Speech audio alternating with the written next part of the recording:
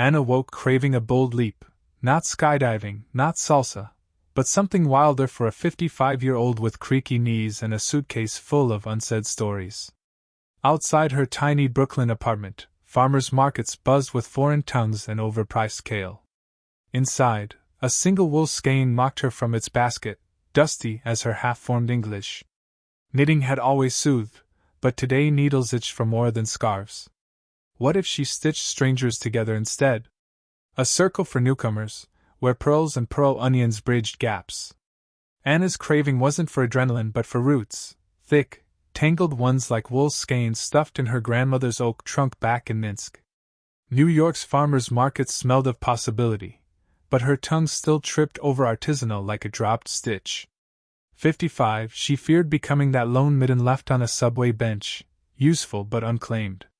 So she bought chunky merino and saffron, exact shade of sunflowers her mother grew along their old fence. Needles clicked in her Brooklyn walk-up, each row a silent chant, I am here, I am here. When hands trembled, not from age but sheer weight of starting over, she imagined her stitches as bridges, not barriers. Then came Flyer Bodega, Stitch and Belong, knitting circle for newcomers. Anna hesitated, clutching her half-finished scarf like a security blanket. But vibes in that fluorescent-lit community center were warm as steamed milk. A Somali woman admired her tension, a Guatemalan teen giggled her lopsided pom-poms. Skeins crisscrossed laps, weaving stories without words. By winter's end, her scarf wrapped a Ukrainian widow's shoulders.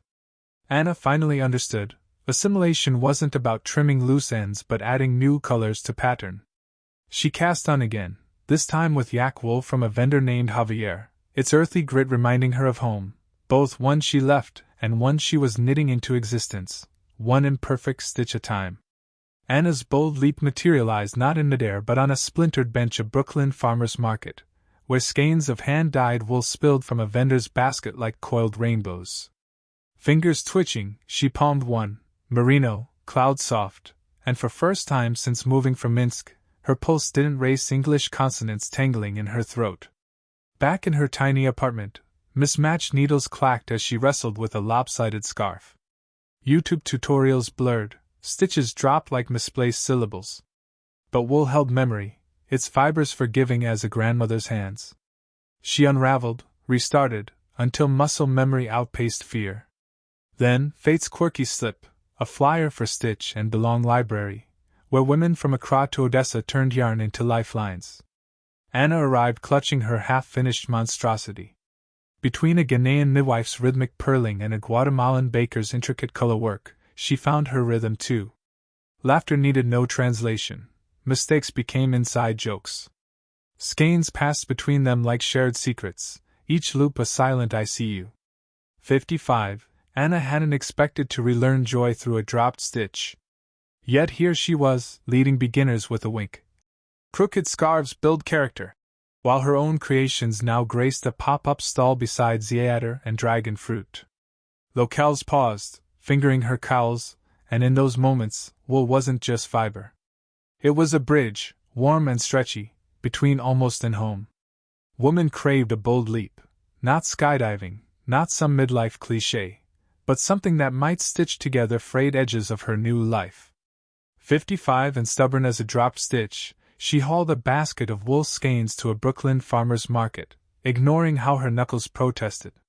Skeins weren't just yarn, they were tiny anchors, each twist a silent promise she wouldn't unravel. New York's chaos still left her winded.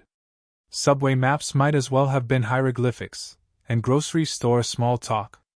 Forget it. But here, between honey vendors and overpriced kale, she spread a hand-knit blanket like a flag claiming territory.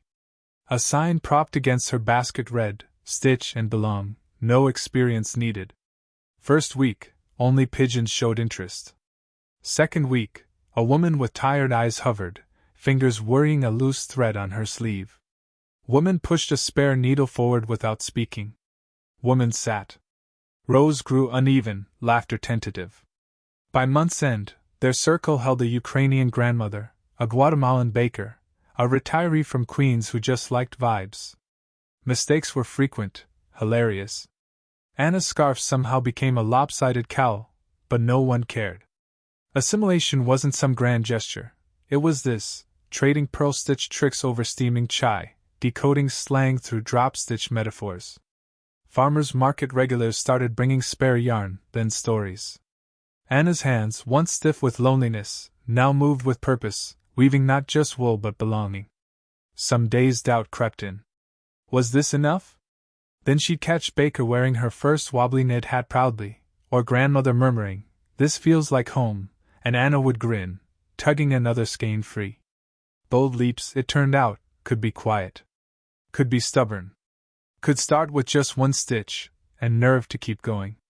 Creator craved a bold leap, not skydiving, not bungee jumping, but something that would stitch her frayed confidence back together. 55, she'd spent years knitting scarves no one saw, her hands moving on autopilot while her heart ached for connection. New York's bustle had swallowed her whole, its rhythm still foreign after 5 winters. But today, clutching a skein of wool color of storm clouds, she marched toward Park's farmer's market, needles poking from her bag like tiny swords.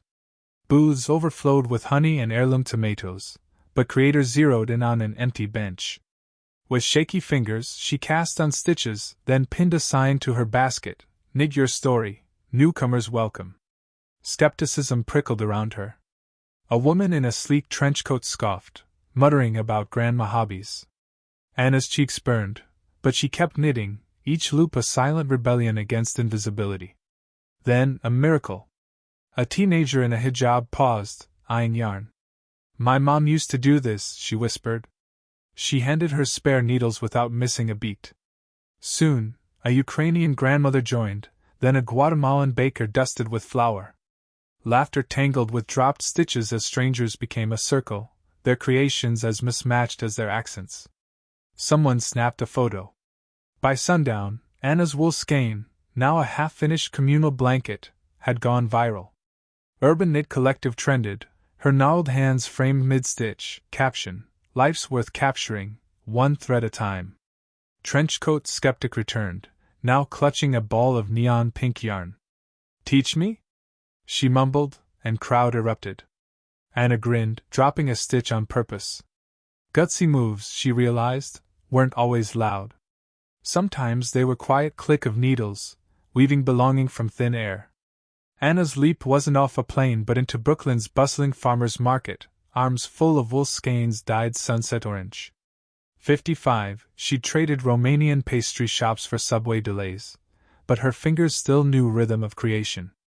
That first month, loneliness clung like stray yarn, until she unfurled a sign, "Stitch and belong." Newcomers trickled in, a Syrian grandmother whispering stitches as prayers, a Jamaican nurse turning tension into trellis patterns, a Ukrainian teen hiding homesick tears in tangled pearls. Anna's odd habit, knitting mittens with one finger deliberately longer, became their inside joke, a nod to imperfection as charm. Skeins piled high as stories, each loop a bridge. By winter, their scarves warmed necks across 5 boroughs, sold between honey stalls and heirloom tomatoes. Anna guided trembling hands without pity, just quiet click-clack solidarity.